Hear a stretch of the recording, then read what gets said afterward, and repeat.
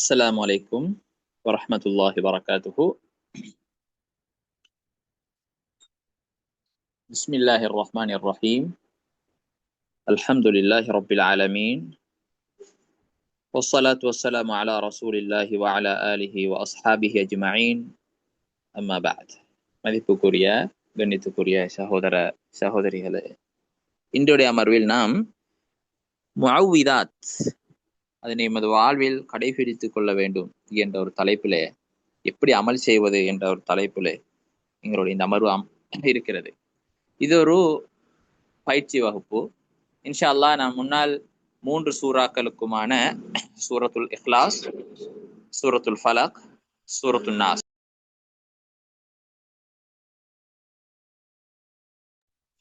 இந்த 3 சூறாக்களுக்குமான விரிவுரையை ஓரளவு விரிவாகவும் ரொம்ப தெளிவாகவும் பார்த்தோம்.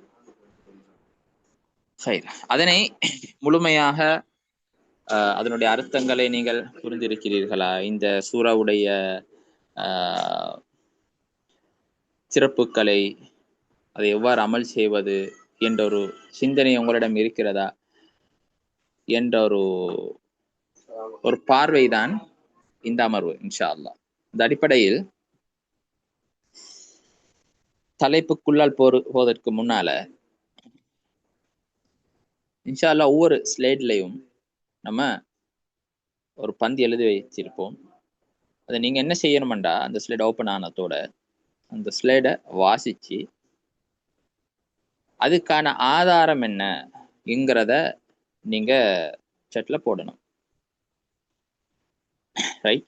அது நீங்களாக வாசிக்கணும். அதுக்கான ஆதாரம் என்னன்றத சட்ல போடணும். சில நேரம் வசனத்துடைய எண்ணிக்கையை போடுங்க. சில இடங்கள்ல வசனத்துடைய ஒரு ஒரு ஒரு ஒரு சொல் தனதுக்குரிய ஆதாரமாக இருந்தால் அந்த சொல்ல போடுங்க. சில நேரம் வசனமே அல்லது அந்த சூறாவே ஆதாரமாக இருக்காது. அப்ப அது என்ன ஆதாரமாக இருக்கும்? கொஞ்சம் ஆழமாக யோசிச்சு என்ன செய்யுங்கண்டா அதை சட்ல போடுங்க இன்ஷா அல்லாஹ்.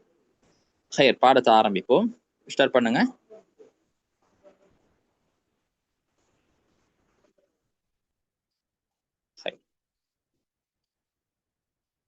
இது எவ்வாறு நம்ம வாழ்க்கையில் அமல்படுத்த வேண்டும் என்ற நோக்கத்துல வாசிங்க.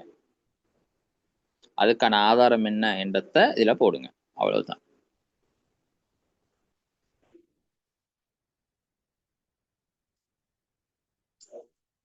காலை மாலையில ஓதுறது, ஃபர்லான தொழுகைக்கு பின்னால ஓதுறது, நஃபிலான தொழுகைகளை நம்ம அதிகமா ஓதணும். அதனூடாக எங்களுக்கு ருக்கியா செஞ்சு கொள்றது.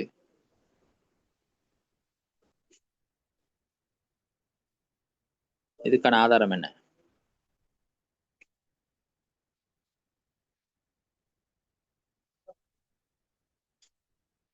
அப்துல் ரஹீம் இஸ்மாயில், மாஷா அல்லாஹ்.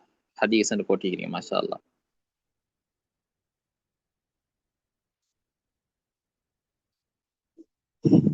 மாஷா அல்லாஹ். சல்மா,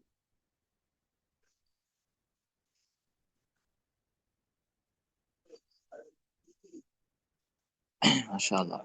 சலீம்,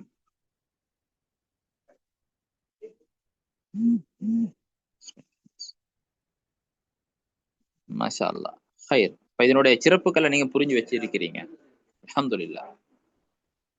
இந்த 3 சூறாவுடைய சிறப்புகள் அவங்க உள்ளத்துல பதிஞ்சிருக்கிறது. இதுக்கான அடையாளம் இதுதான். நீங்க புரிஞ்சிருக்கிறீங்க. இதுக்கான நேரடிய ஹதீஸ் எல்லாம் வந்திருக்குது, சரியான செய்திகள் வந்திருக்குது. எனவேதான் அல்லாஹ் தஆலா வாழ்வில் அமல்படுத்துவதற்கு தௌஃபீக் செய்வானாக. ஹைர். ரெண்டாவது பக்கத்துக்கு போவோம். சரி, இதையும் வாசிட்டு அதே மாதிரி சொல்லுங்க.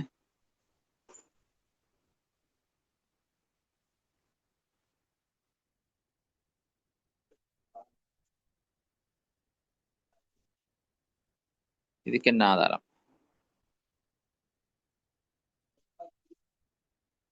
சூரா இஹ்லாஸ் என்பது அல்லாஹுடைய அனைத்து சிஃபாத்துகளை பேசக்கூடிய ஒன்று. இரவுல பகல நம்ம அதிகமாக அதை ஓதணும். அதனுடைய அர்த்தங்களை சிந்திக்கணும். இது மூலமா அல்லாஹ் தஆலா எங்களை நேசிக்கிறான். இதுக்கான ஆதாரம்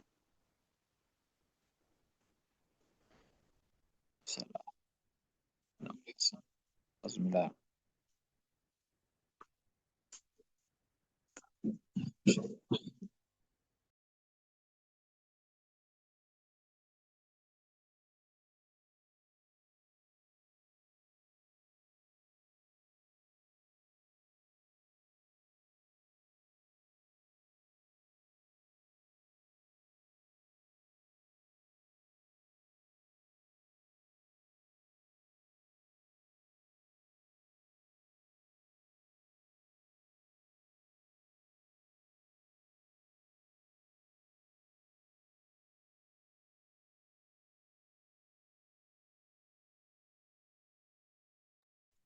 ஆதாரம் என்கிற நேரம் அது ஒரு ஹதீஸாக இருக்கும் அல்லது குர்ஆன் வசனமாக இருக்கும்.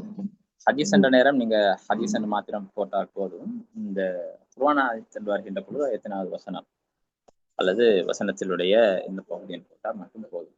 சரி, அல்ஹம்துலில்லாஹ். பலரும் சரியான பதில சொல்லியிருக்கிறீங்க. அல்ஹம்துலில்லாஹ். சரி, நம்ம அடுத்த பக்கத்துக்கு போவோம்.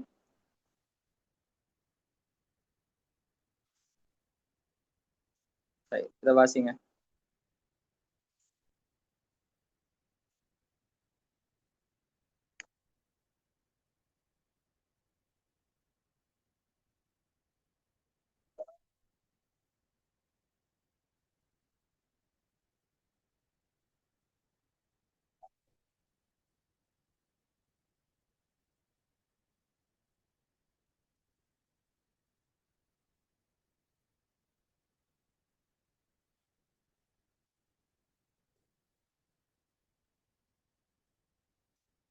படைக்கப்பட்டவை அதிகம், அவற்றின் தீமைகள் பல வகையாக உள்ளன.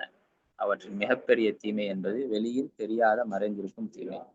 அதுக்கு உதாரணங்கள் சொல்லி இருக்கிறாங்க. மந்திரவாதி மந்திரவாதி என்று சொல்றேன், உங்களுக்கு தெரியும் இல்லையா? கிட்டத்தட்ட சூனியக்காரன் மாதிரி. ரெண்டுக்கும் வித்தியாசங்கள் இருக்குது என்றாலும் சில விடயங்களை ஒன்று சேருவாங்க. அதே மாதிரி பொறாமை கொண்டவன், இரவில் மறைந்து நஷ்டம் செய்ய நினைப்பவன், அது ஷைத்தானாக இருக்கலாம் அல்லது மனிதர்களாக இருக்கலாம், சிந்துகளாக இருக்கலாம். இவற்றில் மிக ஆபத்தானவன் ஷைத்தான், ஷைத்தான் ரஜீம். இத்தகைய அனைத்து தீமைகளிலிருந்தும் பாதுகாப்பு பெறுவதற்கு அல்லாஹ்விடம் பாதுகாப்பு கேட்பது மட்டுமே சாத்தியமாகும். இதுக்கான ஆதாரம் என்ன? பிரார்த்தனை நிறைந்த வார்த்தைகள் முழுமையாக சூரா ஃபலக் மற்றும் சூரா நாஸ் என்பவற்றில் உள்ளன. ஆகவே அவற்றின் மூலம் அமைதியாக பாதுகாப்பை கேளுங்கள், அவற்றை போலவே. இதுல நீங்க நல்லா யோசிங்க. கடைசியாக இருக்கிறத வாசி பாருங்க. ஆகவே அவற்றின் மூலம் அமைதியாக பாதுகாப்பை கேளுங்கள், அவற்றை போலவே பயனளிக்கும். பயணிக்கும் போட்டிருக்குது, பயனளிக்கும்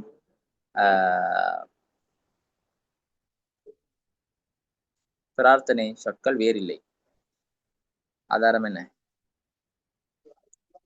குர்ஆன் வல் ஹதீஸ் போட்டிருக்கிறீங்க.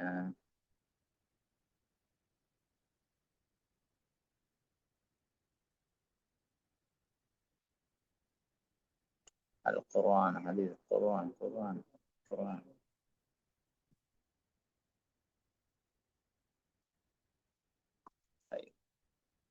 ஒரு ஹதீஸ் பார்த்த நினைவு இருக்குதா? ஸல்லல்லாஹு அலைஹி வஸல்லம் அவர்கள் இந்த சூறாக்கள் இறங்குவதற்கு முன்னால் கூட இப்படியான விஷயங்கள் பாதுகாப்பு தேடக்கூடியவங்களா இருந்தாங்க. அவங்க சொல்றாங்க, எப்பொழுது இந்த 2 சூறா இறக்கப்பட்டுச்சோ, சூரா ஃபலக்கும் சூரா நாஸும் இறக்கப்பட்டுச்சோ, அதுக்கு பின்னால அடுத்த எல்லாத்தையும் விட்டுட்டு இந்த சூரா ஃபலக் சூரா நாஸை மட்டும் எடுத்துக்கொண்டாங்க. ஹதீஸ் பார்த்தோம். இதுதான் அடிப்படையான ஆதாரம் இருக்கு. இதுதான் அடிப்படையான ஆதாரம். சரி, அந்த ஹதீஸ் தான் அடிப்படையான இதுக்கான காரணம். ஏன்னா அவற்றை போலவே பயனளிக்கும் வேற எந்த ஒரு பிரச்சனையும் இல்லை என்பதற்கு சொல்வதற்கான காரணம் அதுதான். ஏன்னா அதை நம்பியாங்க, அதனால அதனை தேர்ந்தெடுத்தாங்க.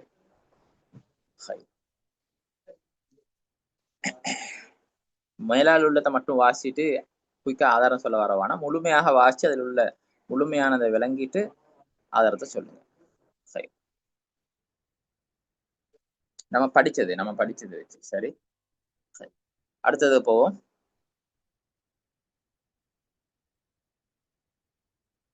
சரி, இந்த இடத்துல எங்களுடைய அமர்வுடைய கேள்வியை மார்க் பண்ணிக்கொள்ளுங்க.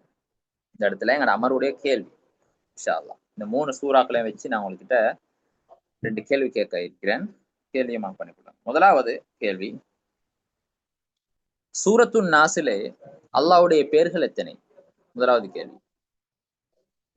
திரும்ப திரும்ப நான் சொல்ல மாட்டேன் கேள்விய. அவசரமா மார்க் பண்ணிக்கொள்ளுங்க. சூரத்துன் நாஸிலே அல்லாஹ்வுடைய பெயர்கள் எத்தனை இருக்கிறது? முதலாவது கேள்வி. இரண்டாவது கேள்வி, சூரா அல் ஃபலக்கிலே எத்தனை விடயங்களை எத்தனை விடயங்கள் இருந்து அல்லாஹ்விடம் நாம் பாதுகாவல் தேட வேண்டும் என்று எங்களுக்கு சொல்லப்பட்டிருக்கிறது? எத்தனை கெடுதிகள் இருந்து பாதுகாவல் தேட வேண்டும் என்று சொல்லப்பட்டிருக்கிறது? சரி. இந்த 2 கேள்வி. முதலாவது, சூரா நாஸிலே அல்லாஹ்வுடைய பெயர்கள் எத்தனை இருக்கிறது? இரண்டாவது கேள்வி, சூரத்துல் ஃபலக்கிலே எத்தனை விடயங்களை விட்டும், எத்தனை கெடுதிகளை விட்டும் பாதுகாவல் தேடுமாறு நமக்கு ஏவப்பட்டிருக்கிறது? சரி. தலைப்புக்கு போவோம். ம். வாசிச்சு சொல்லுங்க, ஆதாரம் என்ன? அல்லாஹ் ஓர் இறைவன்.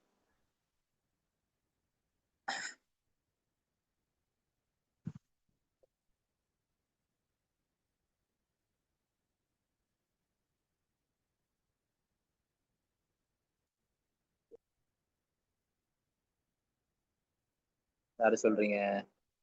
நபியின் வார்த்தைகளா? அல் குர்ஆன்.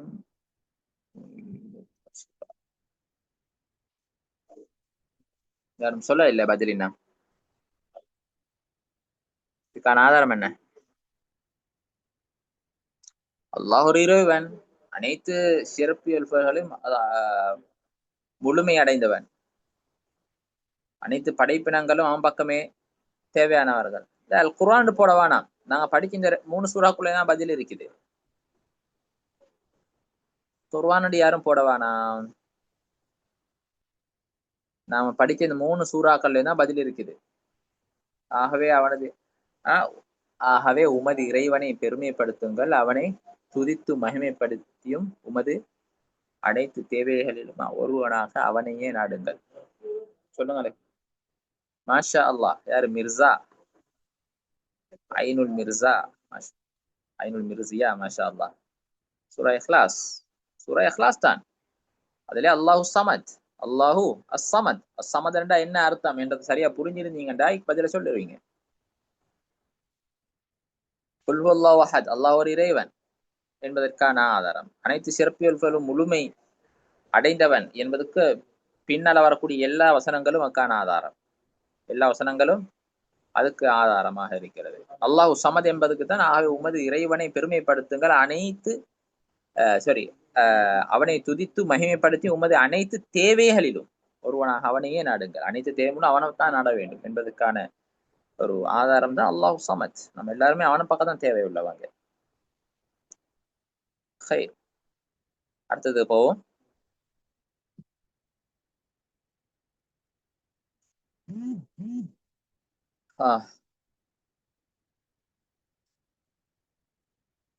இது வாசிங்க.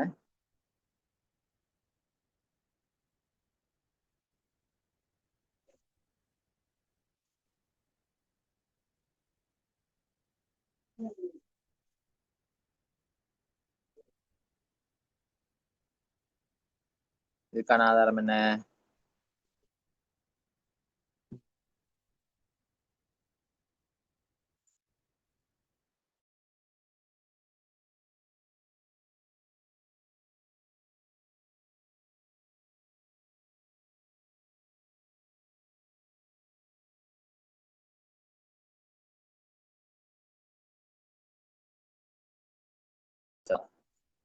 சூரா இக்லாஸ். மாஷா அல்லாஹ். மாஷா அல்லாஹ். சூரா இக்லாஸ் தான் அடிப்படையான ஆதாரம். அதிலே உள்ள லம் யலித் வலம் யூலத் என்ற இந்த 2 வசனங்களும் இதனை அறிவிக்கிறது.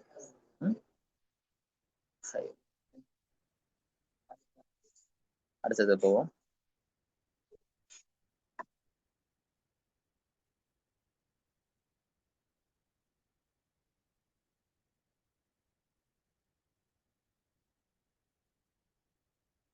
அல்லாஹ்வின் மகத்துவங்களில் ஒன்று அவனுக்கு நிகரானவரும் ஒப்பானவரும் சமமானவரும் ஒத்தவரும் யாரும் இல்லை. இதெல்லாம் உறுதிப்படுத்துவதற்காக போட்ட சொற்கள் இல்லை என்பதாகும். ஏனெனில் அவன் மட்டுமே இறைவன், அரசன், பரிபாலனம் செய்பவன். ஆகையால் அவனை தவிர வேறு யாரும் வழிபாட்டுக்கு தகுதியானவர்கள் அல்ல. சரியா? நல்லா யோசிச்சு சொல்லணும். சரி, என்ன வசனம்? சூரா இஹ்லாஸ் சொல்லுவீங்க அவசரமா. என்ன வசனம்? என்னென்ன வசனங்க? சூரா நாசா.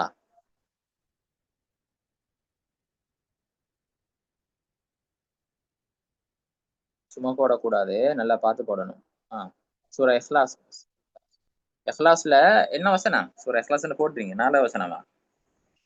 சூரா இஹ்லாஸ்ல 4வது வசனம், வலம் யகுல் லஹு குஃபுவன் அஹத், அவனுக்கு நிகராக யாரும் இல்லை என்பது. அல்லாஹ்வின் மகத்துவங்களில் ஒன்று அவனுக்கு நிகராகவும் ஒப்பானவரும் சமமானவரும் யாரும் இல்லை என்பதாகும். இன்ஷா அல்லாஹ் சரியா சொல்றீங்கம்மா. பாரக்கல்லாஹு ஃபீக். மாஷா அல்லாஹ். ஹைர். இதுக்கு சூரத்துல் இஹ்லாஸும் ஒரு ஆதாரம். முன்னால ஒரு சகோதரர் சொன்ன மாதிரி அவுது பிரப்பின் நாஸ், அப்துன் நாஸ், அதுவும் இதுக்கான ஒரு ஆதாரம். சரி, ஹைர். அடுத்தது செல்வோம். சூரியன் மறைவதற்கு முன் குறிப்பாக உங்களையும் உங்கள் பிள்ளைகளையும் பாதுகாப்பதில் கவனம் செலுத்துங்கள். ஏனெனில் அந்த நேரத்தில் மனிதர்களிலும் ஜின்களிலும் உள்ள ஷைத்தான்கள் பரவி செல்கின்றன. ஆபத்தான விலங்குகள், தீங்கு விளைவிக்கும் ஊர்வனங்களும் வெளிவருகின்றன. இதுக்கான ஆதாரம் என்ன? வசனத்தை சொல்லுங்க. என்ன வசனம்?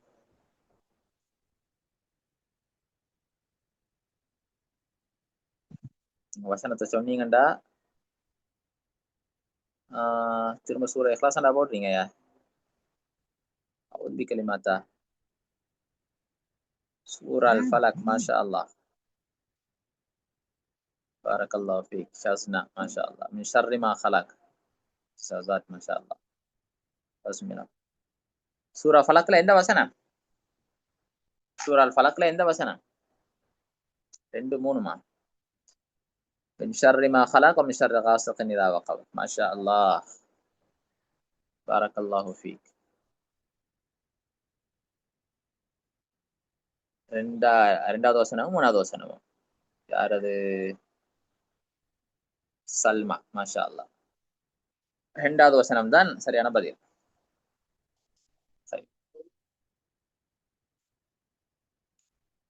சரி, இரவு நேரம் உடைய பாதுகாப்பும் அனைத்து படைப்பினங்கள்ல இருந்து பாதுகாப்பு. 3வது வசனம் மிக நெருக்கமான ஒரு ஆதாரம். மின் ஷர்ரி காசிகின் இதா வகப்ங்கிறது மிக நெருக்கமான ஒரு அதுக்கான ஆதாரம். சரி, அந்த நேரங்கள்ல சூரியன் மறைஞ்சிட்டா இரவு நேரம் ஆகிடும். அதுக்கு பின்னால குறிப்பாக அதுக்கு பின்னால வரக்கூடிய ஆபத்துகள் பாதுகாப்பு தேர்ந்ததான் மின் ஷர்ரி காசிகின் இதா வகப்ங்கிற சொல்றது. கொஞ்சம் விரிங்க.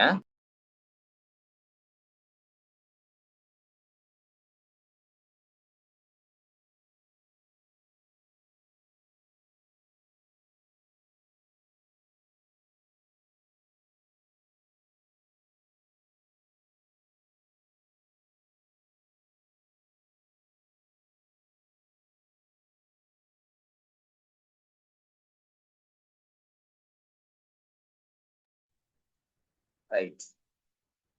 அந்த நேரங்கள்ல சைத்தான்ல பரவக்கூடிய ஒரு நேரம். சூரியன் மறைந்ததோட சைத்தான்கள் அதனுடைய இடங்கள்ல இருந்து கெட்ட ஜீன்கள் என்ன செய்வோம்னு சொன்னா அப்படியே பறந்து எல்லா இடங்களும் போகும்.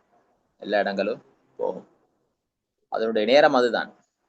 அதனால அது கூடுதலாக தாக்கம் செலுத்துறது சின்ன பிள்ளைகள், அதே மாதிரி வயசுக்கு வர கிட்ட இருக்கிற பெண் பிள்ளைகள், நம்ம குமர பிள்ளைன்னு சொல்லுவோமே, குமர பிள்ளையாத்து கிட்ட இருக்கிற பிள்ளைகள், ரொம்ப ஆபத்தான நேரங்கள். அது கூடுதலாக அதுக்கு விபரீதத்தை ஏற்படுத்தும்.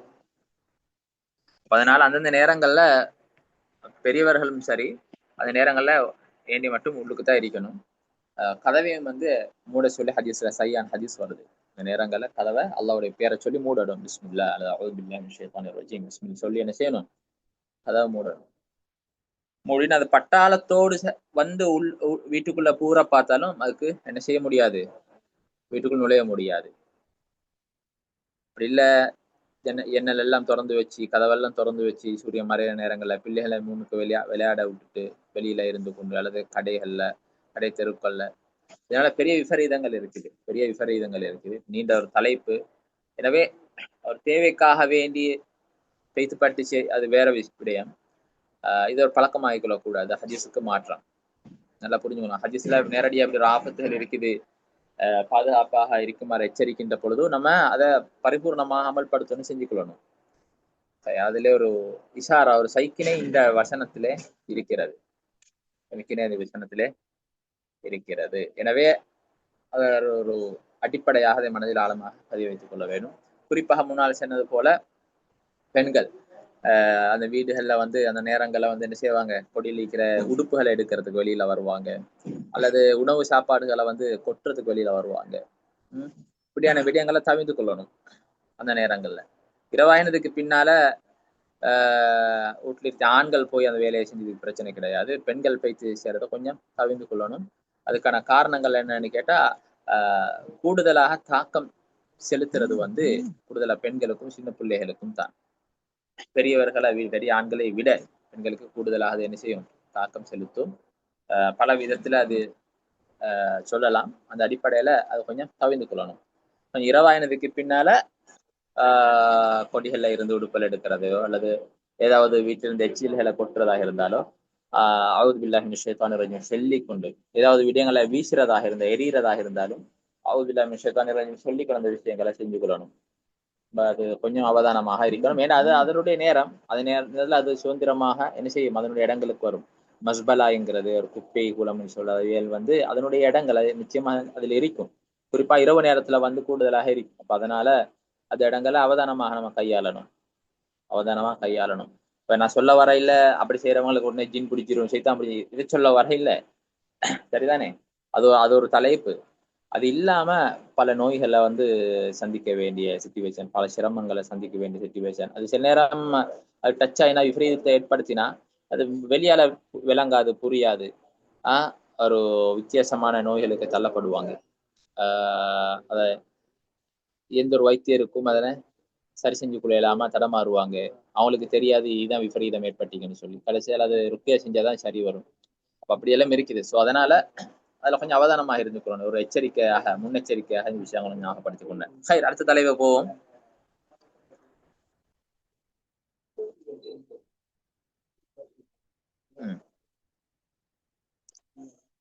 சூனியக்காரனுடன் தொடர்பு கொள்ளாதீர்கள். அவரோட எந்த ஒரு தொடர்பும் வச்சுக் கொள்ளக்கூடாது. அவர்கள் விடயங்களை மறைத்து காப்பாற்றுகிறார். ஏதாவது ஒருத்தருக்கு தெரியும் ஒரு சூனியக்காரர்னு சொல்லி இவர் சூனியம் செஞ்சிருக்கிறான்னு சொல்லி அதை மறைச்சு வச்சு கொடுக்க கூடாது பயந்து. விளைஞ்சா ஏனெனில் அவர்கள் சமூகங்களுக்கு மிகப்பெரிய ஆபத்துடையவர்கள். அவர்களின் தீமை மிக விரைவாக பரவும். அவர்கள் ஒரு சமூகத்தில் பரவினால் அந்த சமூக மற்றும் பொருளாதார சிக்கல்களை அனுபவிக்கும். அவர்கள் அப்படியான வேலைகள் தான் செய்வாங்க. சுத்தமா ஹராம். ஹராம் அதை ஈடுபடுவது, உதவி செய்வது, அவங்கள போய் நாடுவது எல்லாம் அது சிற்கோட சம்பந்தப்பட்டது, இணை வைப்போடு சம்பந்தப்பட்டது. சரி, ஆகவே அவர்களை எச்சரிக்கவும் பிறரையும் எச்சரிக்கவும் அவர்களில் தீமைகள் இருந்து அல்லாஹ்விடம் பாதுகாப்பு கேட்டு உங்களை பாதுகாத்துக் கொள்ளுங்கள். அல்லாஹ் அவர்கள் உங்களுக்கு ஏதாவது தீங்கு செய்தால், இது இங்க இருக்கிற பாயிண்ட் நல்லா என்ன வச்சுக்கொள்ளுங்க. அவர்கள் உங்களுக்கு ஏதாவது தீங்கு செய்தால் சூரா ஃபலக்கை அதிகமாக ஓதுங்க. இதனால் நீங்கள் அவர்களின் தீமையிலிருந்து பாதுகாப்பு பெறலாம். மின் ஷர்ரி நஃபாதாத்தி ஃபில் உகத் மின் ஷர்ரி ஹாசிதின் இதா ஹஸத். மின் ஷர்ரி நஃபாதாத்தி ஃபில் உகத் தான் குறிப்பாக இதுல உள்ளொரு விடயம். மாஷா அல்லாஹ். கேட்க முன்னாலே பலரும் பதில் அளிச்சிட்டீங்க. ஆனா யாரோ 5வது வசனம் சொல்லி இருக்கிறீங்க. 5வது வசனம் வந்து மின் ஷர்ரி ஹாசிதின் இதா ஹஸத். சரி, இங்க சூனியம் சம்பந்தமா சொல்லப்பட்டது மின் ஷர்ரி நஃபாதாத்தி ஃபில் உக்கத். சரி,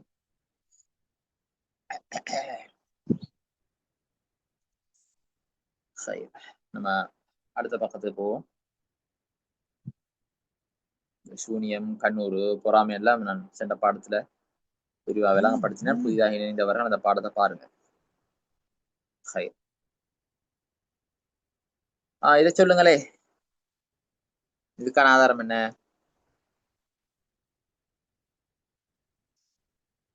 பொறாமையிலிருந்து விலகுங்கள்.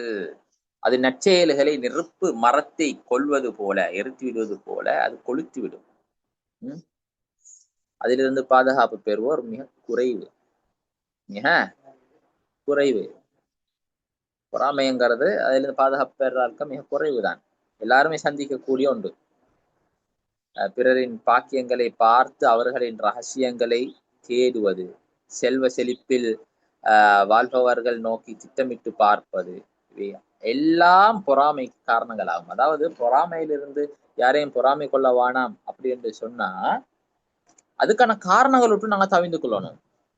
பொதுவாக மத்தவங்களை பத்தி தேடுறது, மத்தவங்களை பாக்குறது, இவருக்கு இப்படி சொத்து இருக்குதா, அப்படி சொத்து இருக்குதா, இவருக்கு அப்படி அதை பத்தி தேடு, அதை எப்படியா இருக்கு, இவர் வீட்டு எப்படி செட்டி வேங்கினாரு, இவர் எப்படி ரூம் செட் வேங்கினாரு, இவர் எப்படி ஒரே அடியில 3 கல்யாணத்தை செஞ்சு வச்சாரு, இதெல்லாம் தேடுறதுதான் அடிப்படையான காரணம் பொறாமை கொள்றதுக்கு. இது பெரிய பாவம், செய்யக்கூடாது. இதனால எங்களுக்கு தான் விபரீதம். சரிங்களா? மற்றவனுக்கு அநியாயம் செய்யறது, அப்படி செய்யறது கூட அவனுக்கு தாக்கம் இருக்குது. நீங்க அப்படி தேடுறதுனால அவனுக்கு தாக்கம் இருக்கு, அவன் பல பிரச்சனையை சந்திப்பான். நீங்க இப்படி பொறாமை கொள்றதுனால நீங்க பொறாமை கொண்டு கண்ணூர் பட வேண்டிய அவசியம் கிடையாது. நீங்க பொறாமை கொண்டு சூனியம் செய்ய வேண்டிய அவசியம் கிடையாது. பொறாமை கொள்ற அந்த ஒரு காரணத்தாலே அவர் பல விஷயங்களுக்கு முகம் கொடுப்பான், பிரச்சனையை முகம் கொடுப்பாங்க. இல்லைன்னா அதனால நம்ம விஷயத்தை தவிர்த்து கொள்ளணும், விஷயங்களை விட்டு தவிர்த்து கொள்ளணும். இப்ப அவற்றிலிருந்து விலகுங்கள், மாறாக உங்களுக்கு கீழே உள்ளவர்களை பாருங்கள். நாங்க எங்களுக்கு சொல்லப்பட்டது ஹதீஸ்ல என்ன, மேலுள்ளவங்க துன்யாட விஷயத்துல மேலுள்ளவங்களை பார்க்க கூடாது, எங்களுக்கு கீழ் உள்ளவங்களை தான் பார்க்கணும். அப்பதான் ஒரு இரக்கம் வரும்.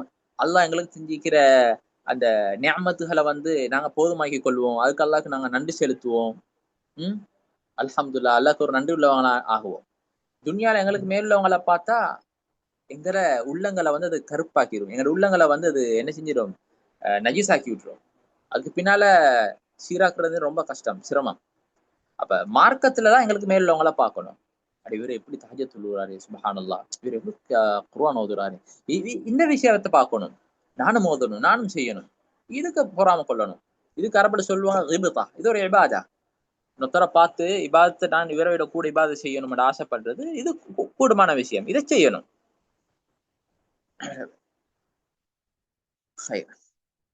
இதுவே அல்லாஹ் உங்களுக்கு வழங்கிய நன்மையை நீங்கள் இஹலாதிக்கு சிறந்தது. சரி, ஏண்டா நீங்க பொறாமை கொள்றதால என்ன நடக்கும்னு சொன்னாமா, உங்களோட நன்மை எல்லாம் அடிபட்டு போயிடும். உங்களோட இபாதத்துல ருசி டேஸ்ட் இருக்காது. அது ஒரு அடையாளம்.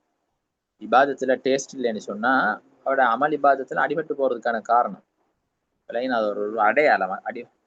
அப்ப யாருக்கு இபாதத்துல இன்ட்ரெஸ்டோட இபாதத்தெல்லாம் கபூல் செய்யப்பட்டது இல்லை என்ற அர்த்தம் கிடையாது. மாற்றமாக இபாதத்துல அடிபட்டு போறதுக்கான பிரதானமான அடையாளங்கள்ல ஒன்றுதான் இபாதத்துல டேஸ்ட் இல்லை, அவருக்கு தொழுறதுல இன்பம் இல்லை, குர்ஆன் ஓத இயலாது, திக்ர் நேரம் செய்யறது, வழக்கத்துல சும்மா இந்த வாழ்க்கையில பழக்கத்துக்கு செஞ்சுட்டு இருப்பாரே ஒழிய ஆனா இன்ட்ரெஸ்ட் இருக்காது. பழகினத்தினால அது செஞ்சுப்படுது அந்த மாதிரி. சரிண்ணா? அது அது கூடாது. நம்ம ஒரு உணர்ந்து அல்லாஹ்வுக்காக வேண்டி நியத்துகளை தஜ்தீத் புதுப்பிச்சு கொண்டு அல்லாஹ்வுக்காண்டி செய்யற என்ற நோக்கத்தோட இன்பமாக இபாதத்துகளுக்கு முன் வரவேணும், செய்ய வேண்டும். இது பிரதானமான விடயம். ஆழமா மனிதனை பதிய வச்சுக் கொள்ளுங்க. சரி, அல்லாஹ் தாலா எனக்கும் உங்களுக்கு உதவி செய்யட்டும். அடுத்தது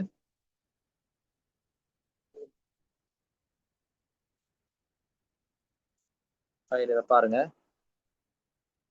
உங்களில் மிகப்பெரிய எதிரி சைத்தான். உங்கள் ஒவ்வொரு அசைவிலும் அமைதியிலும் உங்களை பின்தொடர்ந்து காத்திருக்கின்றான்.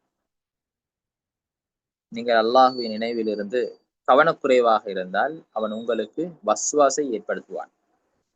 நீங்கள் அல்லாஹ்வை நினைத்தால் அவன் பின்னுக்கு சென்று ஓடி விடுகின்றான், அதாவது ஓடி ஒளிஞ்சுகின்றான். ஆகவே இந்த எதிரியை பற்றி எப்பொழுதும் எச்சரிக்கையுடன் இருங்கள்.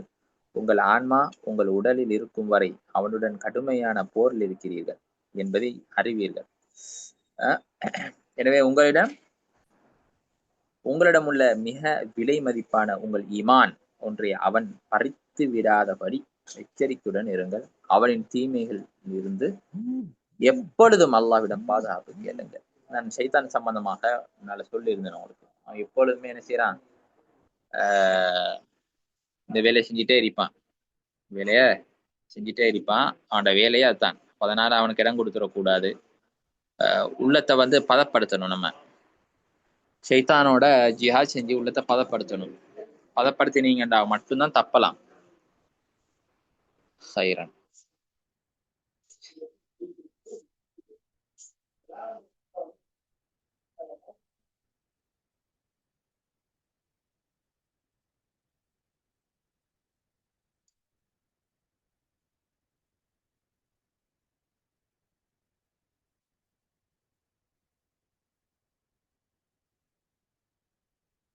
அல்லாஹ்.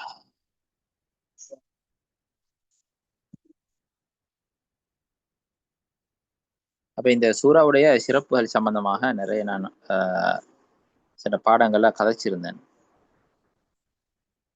அதோட சபூ நுசூல் ஏன் இறக்கப்பட்டுச்சு, என்ற விஷயங்கள் எல்லாம் கதைச்சிருந்தேன். இன்ஷா அல்லாஹ் கட்டாயமா அல்ஹம்துலில்லாஹ் கட்டாயமா என்ன செய்யுங்கண்டா, இந்த சூறாவுடைய அர்த்தங்களை திரும்பவும் பாருங்க, சிறப்புகளை திரும்பவும் பாருங்க. பார்த்துட்டு திரும்பவும் இந்த பிடிஎஃப் உங்களுக்கு அனுப்பி வைக்கப்படும்.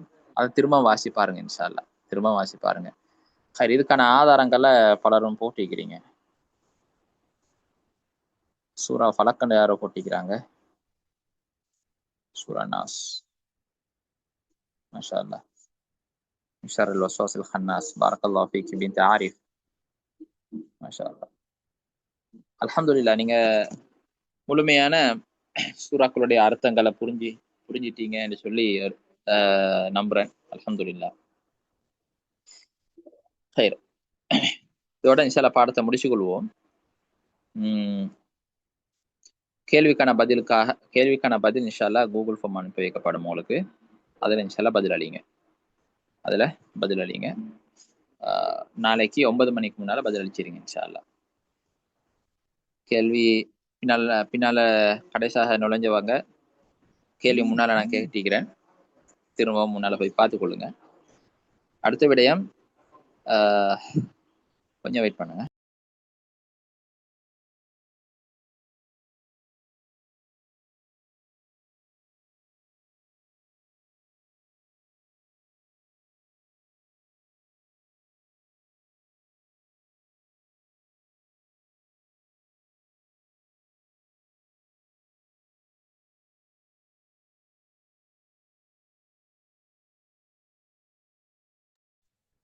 ஹைர்.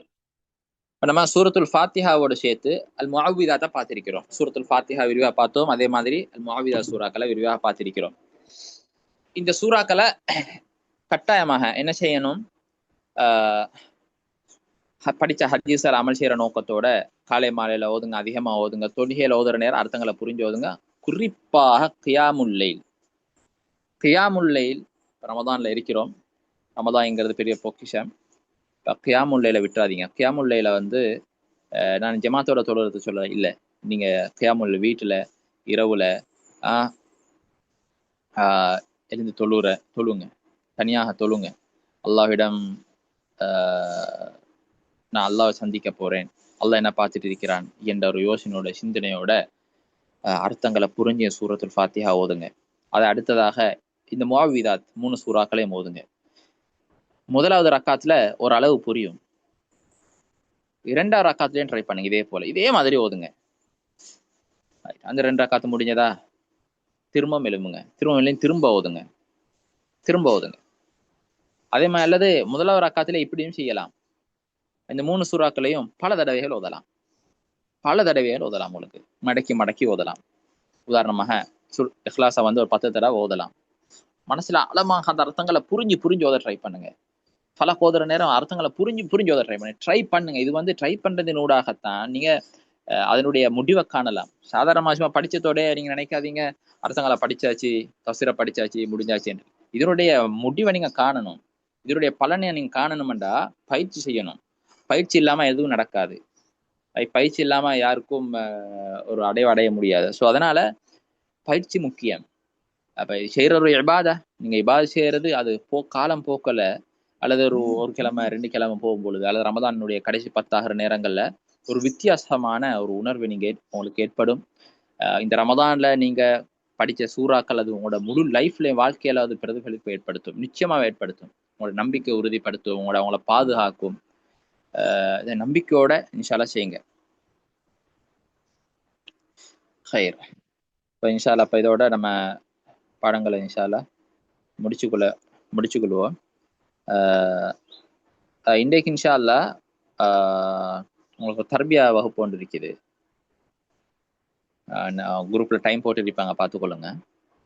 அது வந்து ரமதான் சம்பந்தமாக அதோட சட்டத்திட்டங்களை படிக்கிற விஷயங்கள் சம்பந்தமாக இன்ஷா அல்லாஹ் பேசப்படும்.